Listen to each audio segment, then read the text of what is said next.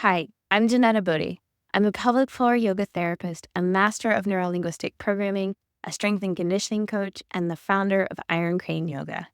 You can find us at ironcraneyoga.com or visit our local studio in Oro Valley, Arizona, north of Tucson. You should sign up for a newsletter on our website because it's the best way to stay inspired and informed. You'll get updates on upcoming workshops, retreats, and programs designed to help you lead a more connected and confident life. Today's episode is going to inspire you to take courageous steps toward your personal growth. Whether you're someone looking to deepen your practice, find healing, or finally step into the leadership role you've been dreaming of, this episode is for you. We're going to talk about the power of choosing courage over fear and how making that choice can completely transform your life. It's kind of like if you've ever looked at a yoga teacher training and thought, that's not for me, I'm not ready to teach. And honestly, it's terrifying even to think about it.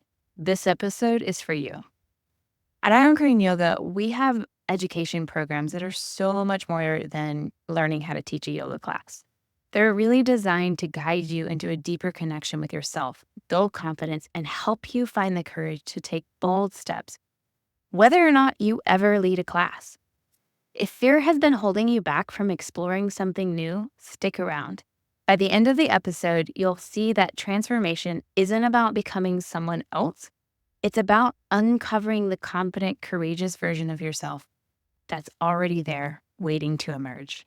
My greatest misconception I've ever experienced in overcoming challenges is that you need confidence to start. The reality is you can't become confident in anything without experience. The very definition of confidence is about believing in one's ability to succeed, which you don't have yet because you haven't succeeded yet. When success is not guaranteed, lack of confidence becomes the justification for inaction. Action becomes paralyzed by the fear of failure and stays catatonic with the painful felt memories of shame inside of our body. One unprocessed, painful memory is all it takes for the nervous system to build a padded room of protection against the soul's potential death. The longer there is no action, the louder the voice of fear becomes, painting the picture of all the possible ways we will die, trapping us behind our own yellow wallpaper. It is not confidence that breaks you free. It is courage. It is the cultivation of bravery by facing our own fear banshee daily. Ambrose Redmoon said, "Courage is not the absence of fear, but rather that something else is more important than the fear." Courage inspires confidence. Confidence fuels courage.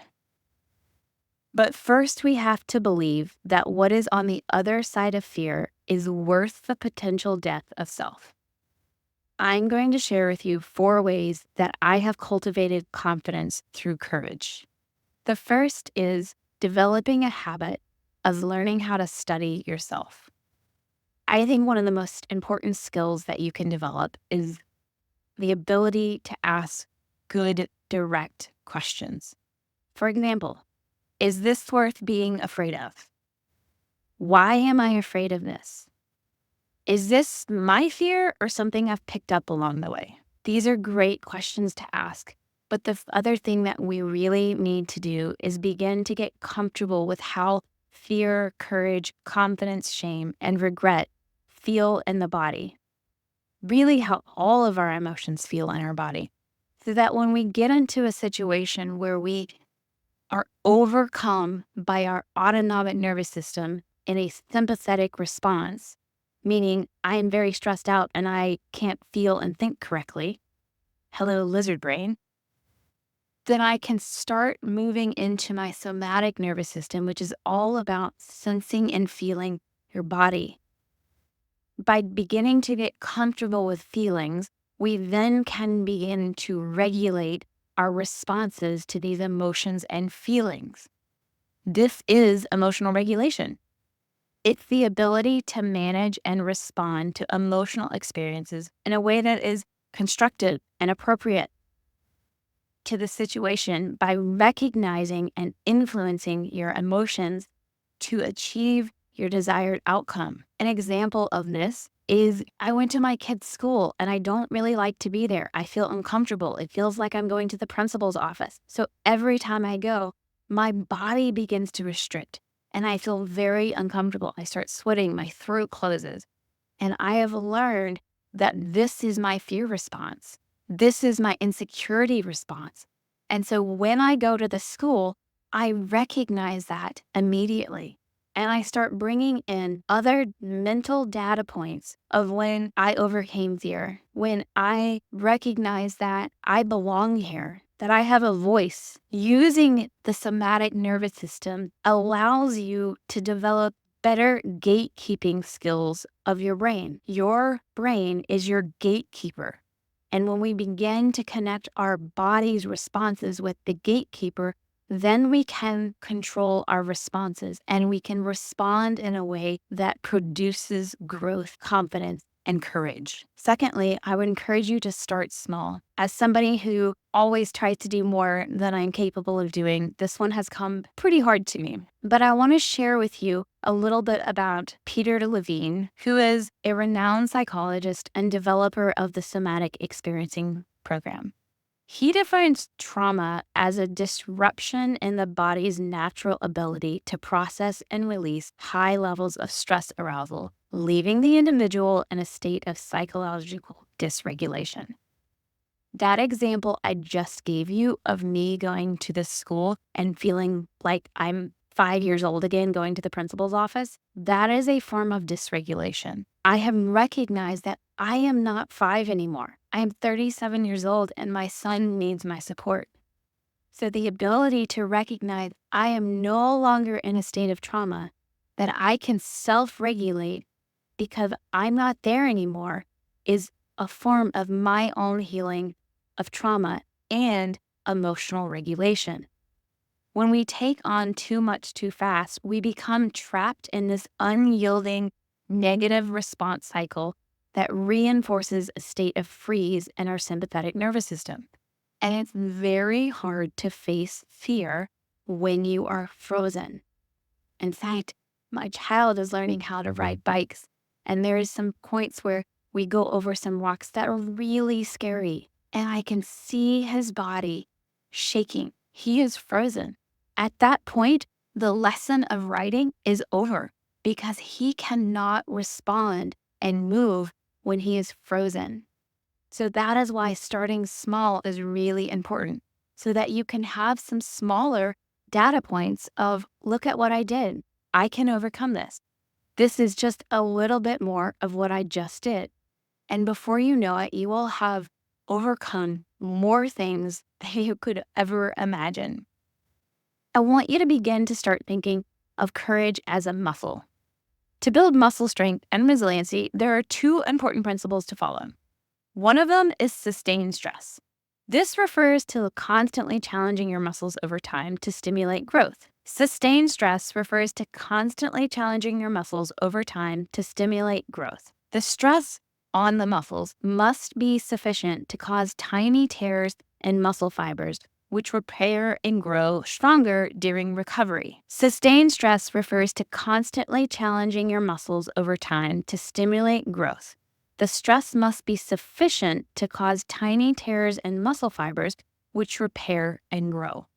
So I want to break that down a little bit. Every time your body experiences load and you're actually performing strength training, you are actually breaking down your muscle fibers. And that is intentional because what the body has learned is that if there is weakness, it will go and spend more energy to make that weakness stronger. That is called resiliency. Your body does that innately. But what happens a lot of times is that we are not quite sure what things are supposed to feel like. So we either go too light or we go too heavy. And when we go either one, there are consequences. When we don't go heavy enough, then we don't have enough stress. So the body doesn't send any energy there and we can actually lose muscle tone and muscle strength, aka resiliency. If we go the opposite direction where we put too much load on the muscles and the tear becomes too great, then there is muscle trauma. To prevent muscle trauma too much, too fast, We must also apply the second principle, which is called progressive overload. This is an idea that we are consciously and gradually adding load to our muscles and increasing the demand. However, we're not doing it in a way that is going to create trauma. Too much too fast, trauma. Progressive overload is we are constantly taking that sustained stress and we're increasing it as our resiliency and strength builds. So if we're taking this to courage, you have to keep pushing yourself. You have to keep finding things that scare you. They're never going to go away.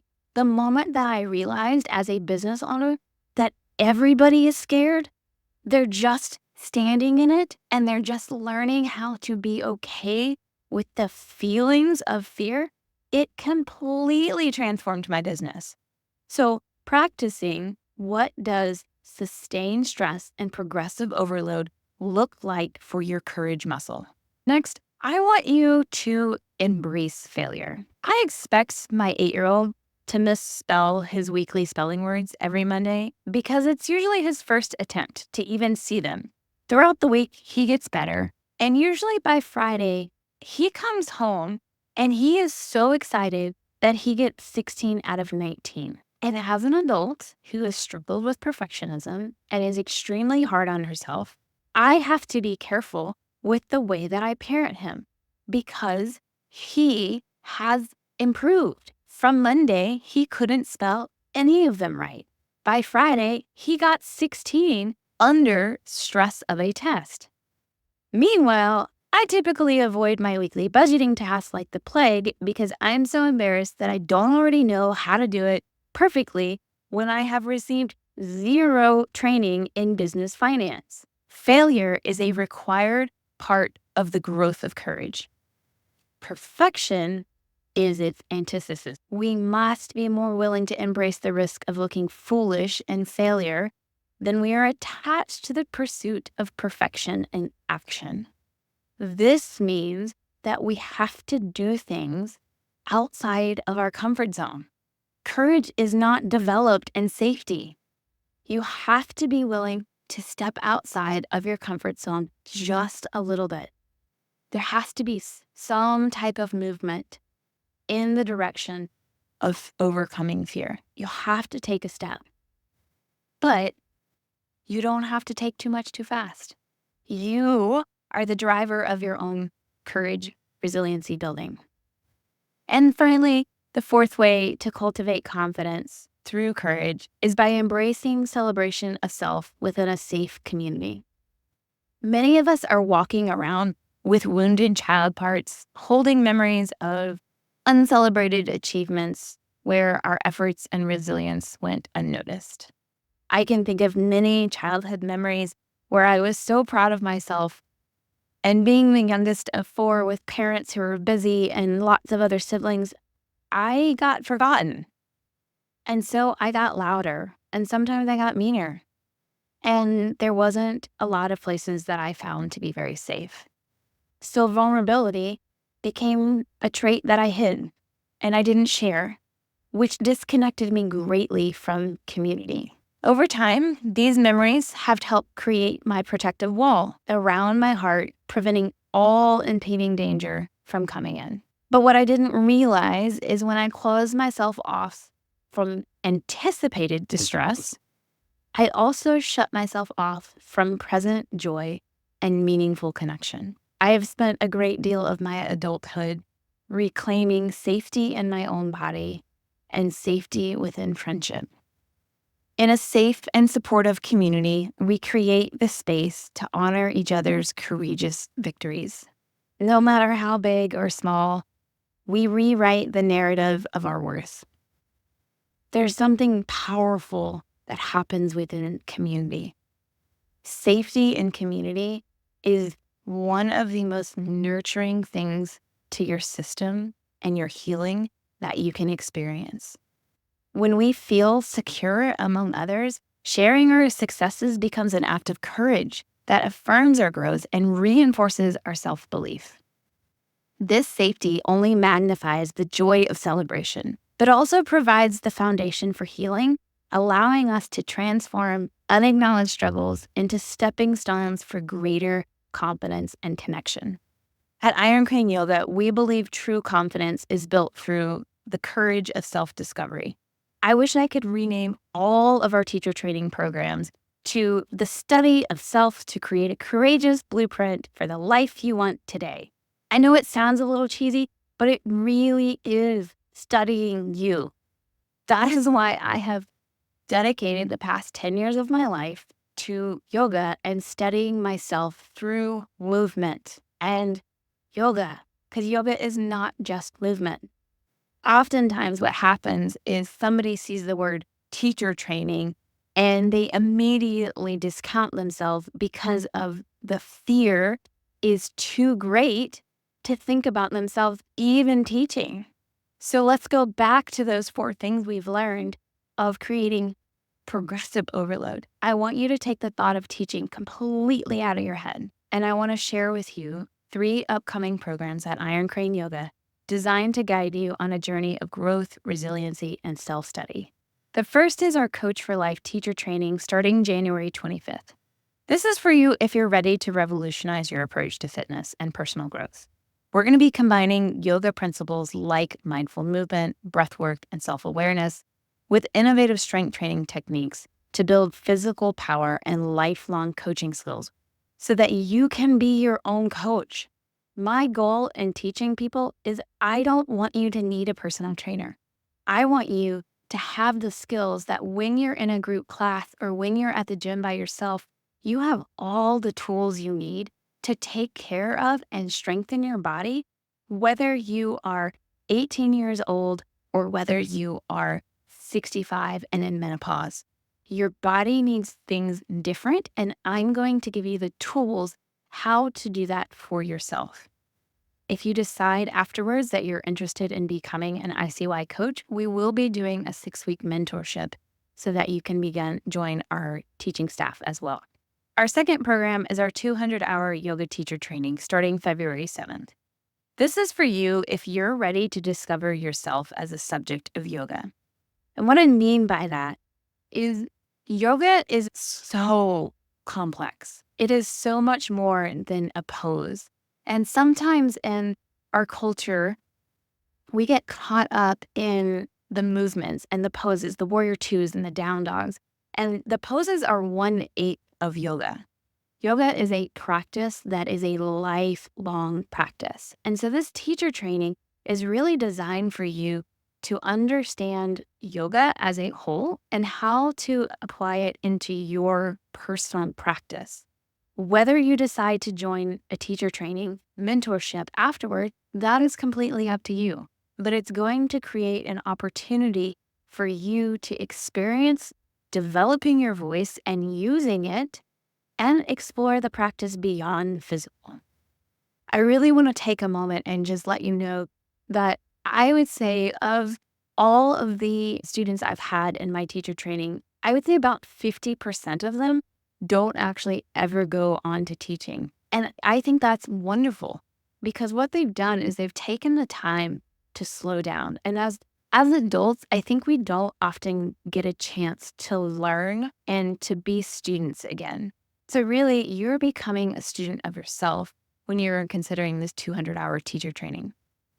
You're going to come away with some skills that will help you in your marriage, in your work, in your family, in your personal life.